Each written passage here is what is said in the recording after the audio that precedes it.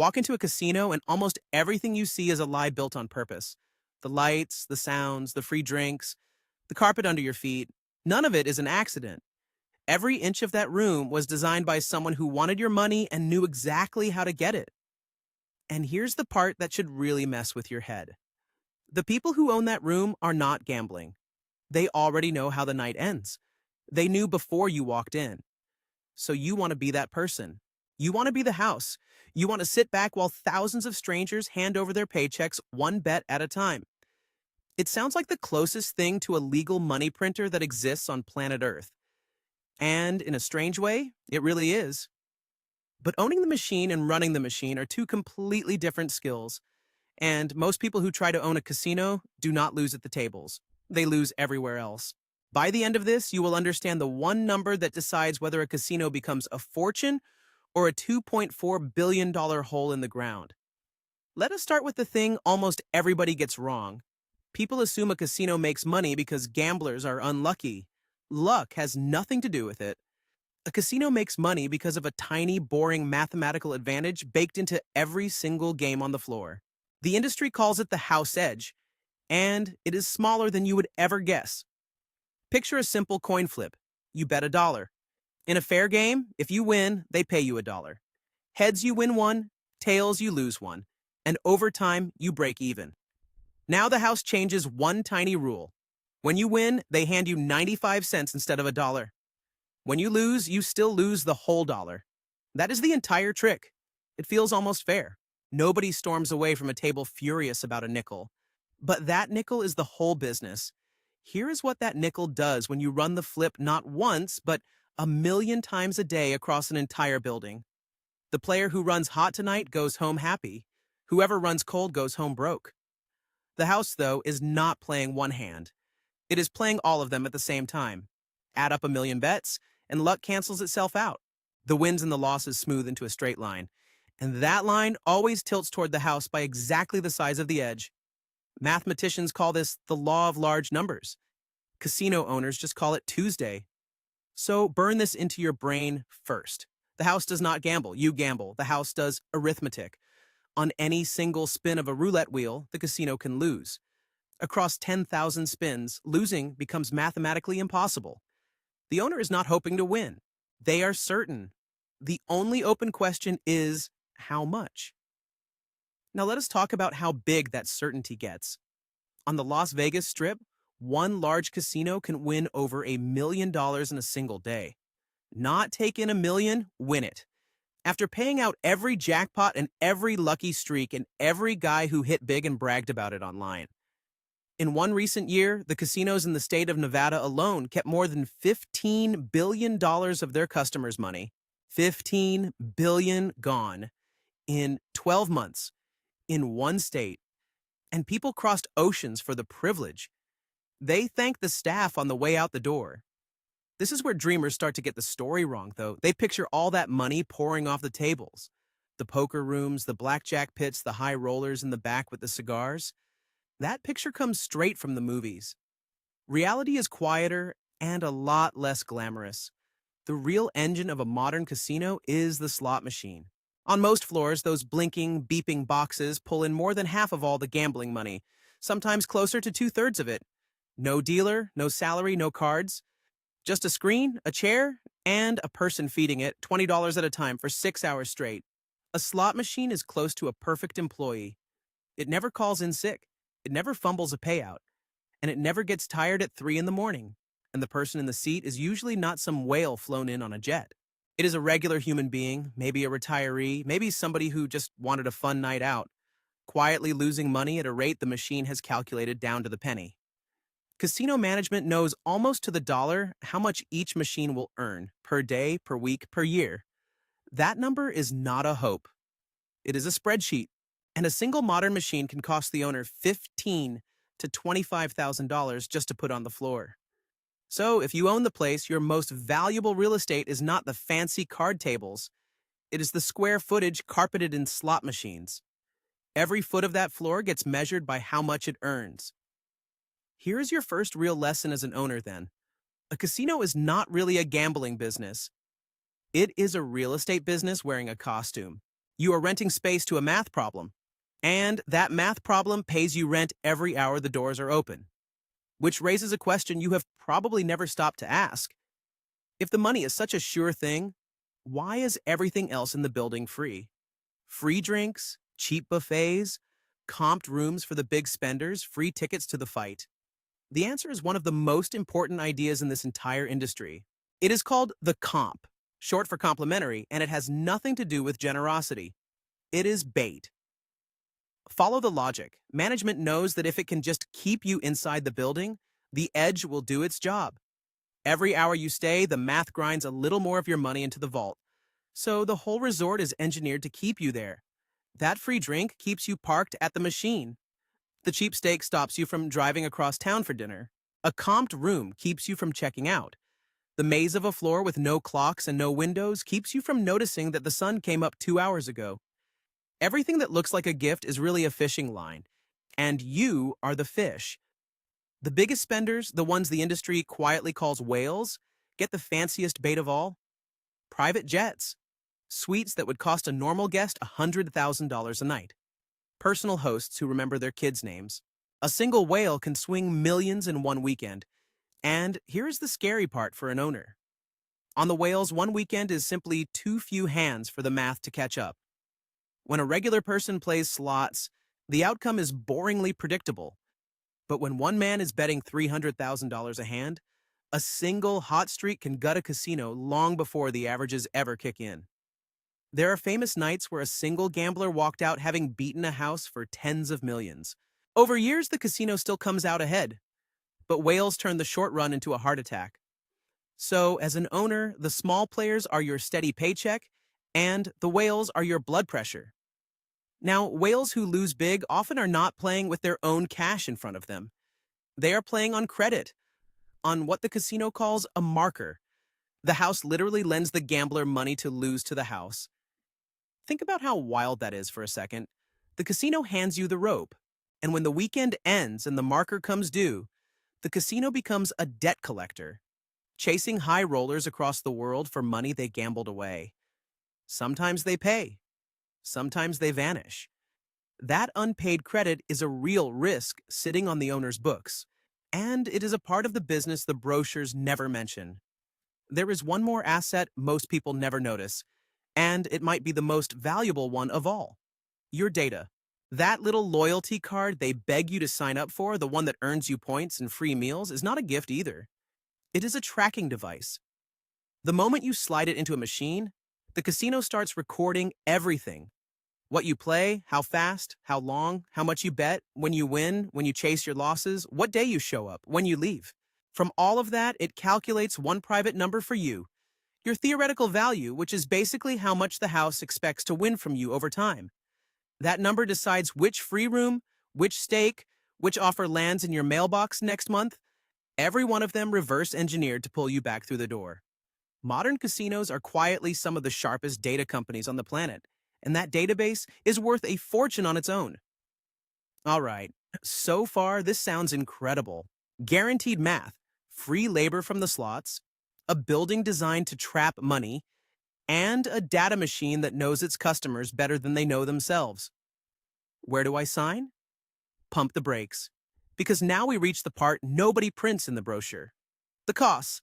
And the costs are exactly where casino dreams go to die. Start with the building. A serious casino resort is one of the most expensive things a human being can construct. We are not talking millions here, we are talking billions. The newest mega resort on the Las Vegas Strip costs somewhere around $4.3 billion to build. That is more than some entire countries spend on their military. And you do not pay for a number like that with cash in a suitcase. You pay for it with debt. Enormous, crushing mountains of debt. That debt does not care whether your slot machines had a good month. The interest comes due every single quarter, in boom years and bust years alike, until the day it is finally paid off. This is the silent killer of the whole business, and beginners never see it coming. The gambling almost always makes money because the math guarantees it, but the debt on the building can swallow that money faster than the floor can print it. You can win at every table in the house and still collapse into bankruptcy, because the bank that funded your palace wants its payment. tourists or no tourists. Then comes payroll. A big resort employs thousands of people: dealers, cooks, cleaners, valets, security, hosts, performers, the person who refills the soda fountain. Every one of them gets paid whether the casino won or lost that day. Wages pour out the door every 2 weeks, and that river never stops flowing. And then there is the eye in the sky. Surveillance in a casino is nothing like the lonely camera in the corner of a convenience store. It is a small army. Hundreds of cameras cover every table, every machine, every pair of hands. Entire rooms of people watch screens all day, hunting for cheaters, for card counters, for their own employees skimming from the till, and for you if you try anything clever. That whole operation exists to defend the edge. The math only works if nobody is allowed to break it, so the second someone figures out how to beat a game, the house has to find them and shut it down fast before that tiny advantage flips the other way. And there is a quiet war running under every casino floor at all times. Advantage play, card counters, dice controllers, teams of sharp players who have found a legal way to tilt a game back in their own favor. Counting cards is not against the law, but a casino is private property, and it can simply refuse to let you play.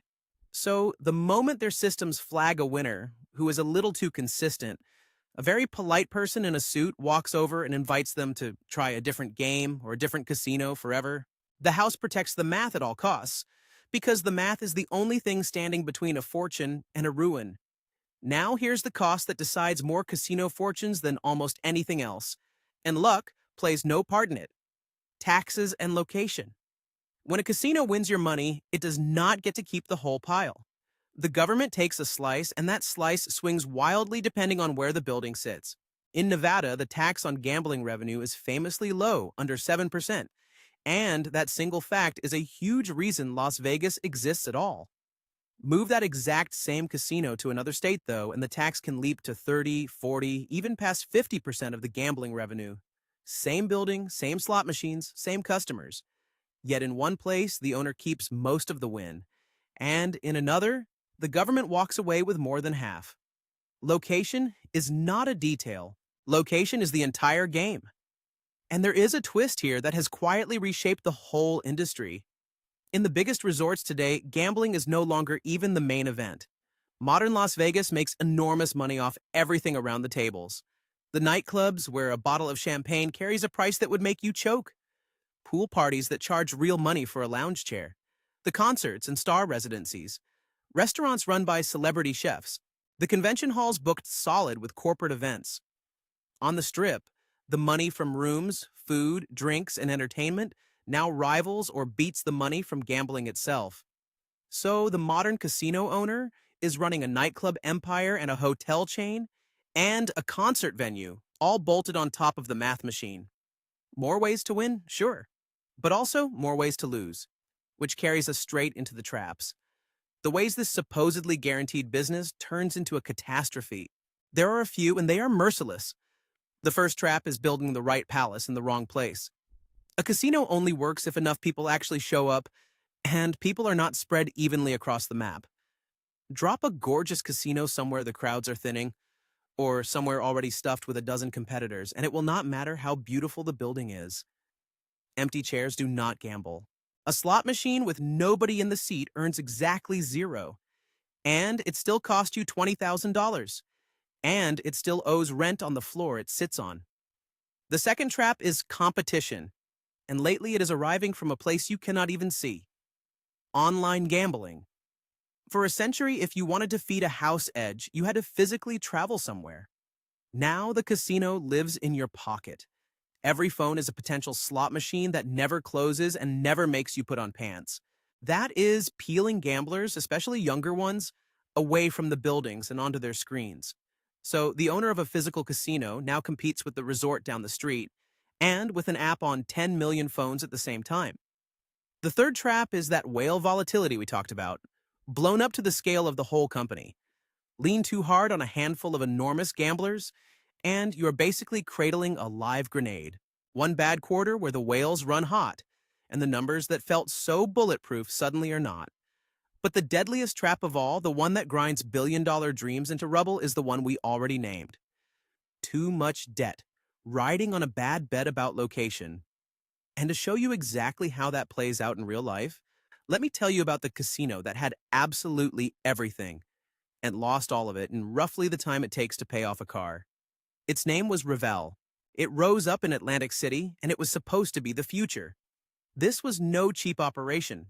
It cost around $2.4 billion, dollars, a gleaming glass tower right on the boardwalk, luxury rooms, ocean views, restaurants from famous chefs, the entire dream stacked 50 stories high. It opened in 2012 to enormous hype. This place was going to rescue Atlantic City. It was going to be the East Coast answer to Las Vegas. It filed for bankruptcy in under a year. Let that land for a second. A $2.4 billion casino, one of the most expensive ever built on the East Coast, could not survive 12 months of operation. And it did not stop there. The doors closed for good after roughly 2.5 years. That brand new tower, worth more than some entire cities, sat dark and silent on the boardwalk. When it finally sold, it did not fetch anything close to $2.4 billion. It went for around $82 million. Pennies on the dollar. Somebody picked up a building that cost billions for barely 3 cents on every dollar spent to make it. So what killed it? Not the math. The house edge worked perfectly fine on the games people actually played. Revel died from the exact combination we have been building toward this entire video. It was drowning in debt from that towering construction bill. It sat in Atlantic City, a market that was shrinking and crowded with rivals, while gamblers drifted to newer casinos in nearby states and onto their phones. And it was designed like a sleek luxury resort for tourists, in a town that mostly wanted a quick, cheap, easy place to play. Revel was a beautiful answer to a question almost nobody was asking. The building was flawless. The bet on where and how was fatal. There is the whole lesson wrapped inside one dead casino. Revel proves the thing every casino owner learns sooner or later. You do not go broke at the tables. The tables are the single part of the business guaranteed to win. You go broke on the debt, and the location, and the empty chairs. The math never once betrayed Revel. Everything wrapped around the math is what buried it, which finally carries us back to the one number I promised you at the very start. The single figure that quietly decides whether a casino becomes a money printer or a grave. In the industry, they call it the hold. The hold is basically the share of all the money gambled that the casino actually keeps after everything shakes out. Simple idea, but it is the master dial of the entire business. Aim that hold too low and you leave money on the table and your beautiful building cannot cover its debt. Push it too high, squeeze the players too hard, and they feel it. They lose too fast, the fun evaporates, and they never come back. A casino with no returning players is just an expensive building full of machines nobody is feeding. So the true skill of owning a casino is not luck. It is not even the edge, because the edge gets handed to you by math the day you open the doors. The real skill is balance. Holding enough to feed that mountain of a building without squeezing so hard that you strangle the golden goose. Picking a location where the crowds actually are. Keeping the debt from devouring the winnings. The gambling is the easy part. The gambling takes care of itself. Everything wrapped around the gambling is where the real game gets played, and where almost everyone eventually loses. So, do you still want to own a casino? Because now you can see the truth that the lights and the free cocktails are built to hide. A casino is not a bet. The bet is the one thing that is guaranteed. A casino is a real estate empire, a hospitality giant, a data company, a debt machine, and a math problem all stacked on top of one another, and any single one of them can drag the whole tower down. The house always wins the bets. The owner does not always win the business. Just ask the empty glass tower on the Atlantic City boardwalk. It won every hand it ever dealt, and it still lost everything. If this changed the way you look at that flashing floor, do me a favor and tell me down in the comments where in the world you are watching from. I genuinely read them. And if you want to know which business we tear apart next, stick around, because the one coming up might just be the most misunderstood money machine of them all.